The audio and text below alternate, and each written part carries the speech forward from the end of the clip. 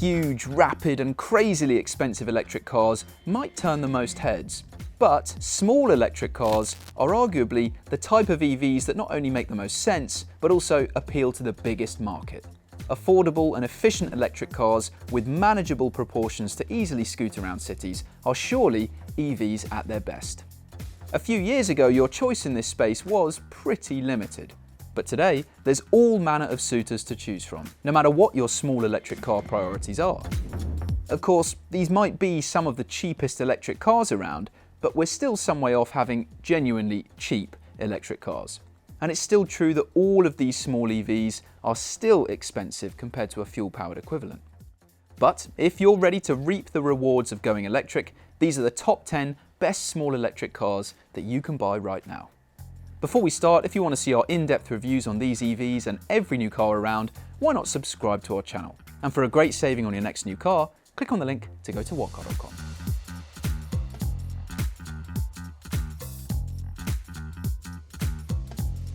When the Renault Zoe was released in 2013, it was a pretty groundbreaking electric car at a time when there was hardly any choice in the small EV market. 10 years on, the latest Zoe is still a strong choice. It's up against much tougher competition now than when it first went on sale, and it's not the bargain that it once was. But with a decent range and a good interior, there's lots to like about the Zoe. Of course, before the Renault Zoe, we had the Nissan Leaf. It was one of the first mass-market electric cars, and until recently, it was the best-selling electric car of all time. Today's Leaf lineup includes some quite pricey versions which are tricky to recommend compared to competition.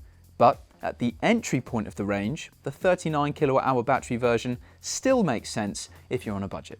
For a small EV, it's pretty big. It's also reasonable to drive and well equipped, plus its price undercuts most other options in this list.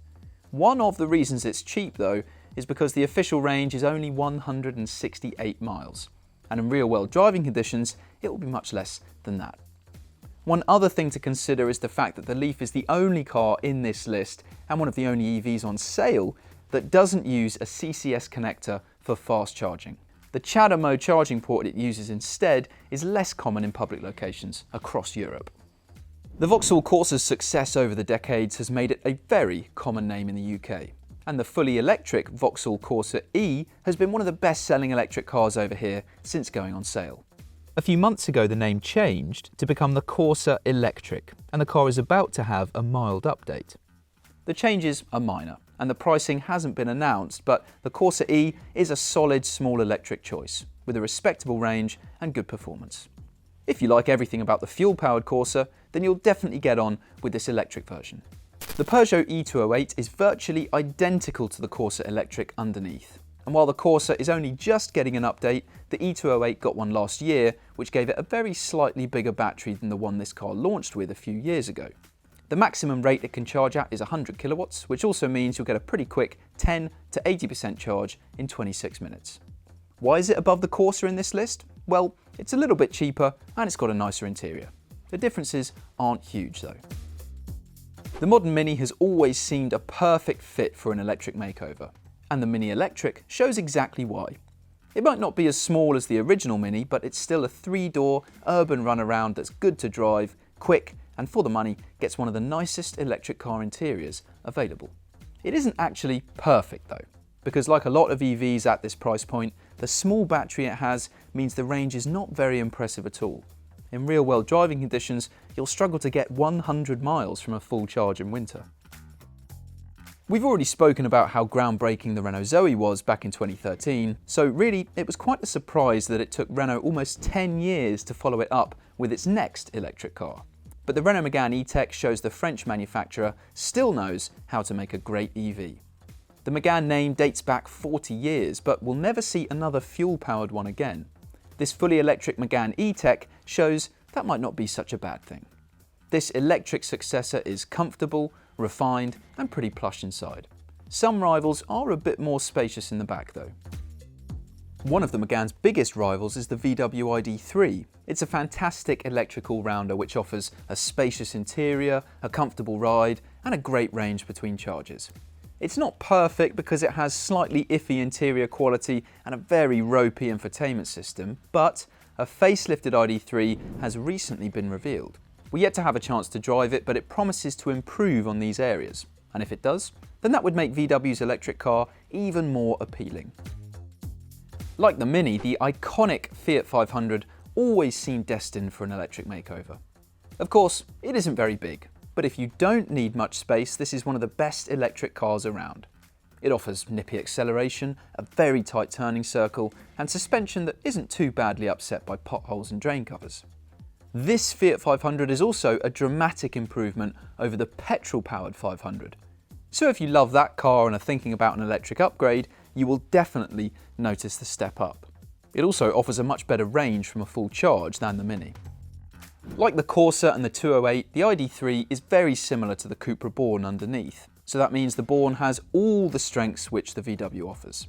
But crucially, it is a little bit better in a few areas to make it a slightly better car overall. The main difference is the fact the Born has a better infotainment system, which as we've said is a real weakness in the ID3. It also has a slightly nicer interior. Overall, it's a truly fantastic EV. But nothing in this list can beat the MG4. The truth is though, it isn't actually better than the Cupra Born in terms of its ride and handling and interior quality. However, it's only slightly worse, and the MG is significantly cheaper. So that means this really is an electric bargain in the small car class. Even the standard range version of the MG4 will travel further on a full charge than lots of the cars in this list, while costing less.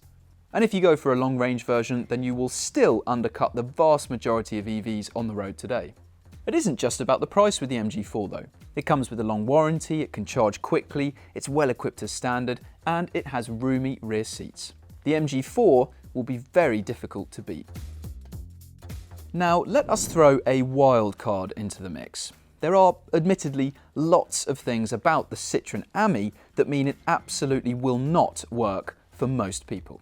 It has a limited range, a 28 mph top speed, and it isn't exactly equipped with the latest cutting-edge safety technology.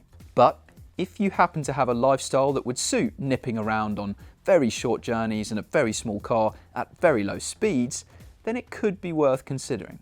Especially as it's the only EV around that makes the MG4 look very expensive. Click on the link to see the Ami in the world's slowest drag race.